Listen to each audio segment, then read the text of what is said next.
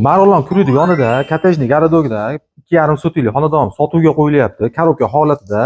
Sizlar bilan obzorini bitta ko'rib chiqamiz. Mana eshikdan, robotdan, asosiy robotdan kiraverishimizga yopiq garaji. Bu yerda ikkita mashina bemalol sig'adi. Mana bu yerga qo'shimcha qilib o'zlaring uchun imorat qursalar ham bo'ladi. Yonida joylari ham yetarli. Zeleniy zonaga ham joyi bor. Zeleniy zonaga ajratishga. Bu tomoni mana pishig'ishda ko'tarilgan, plastik romlarni qo'yilgan. To'liqligicha pishirishda qilingan mana korobka holatida 4 xona, to'g'rida mana sanuzellar uchun bitta joy, bu tomonida mehmonxona uchun qumsuvoqlari, qora suvoqlari bo'lgan, bu yerda ham yana bitta xona.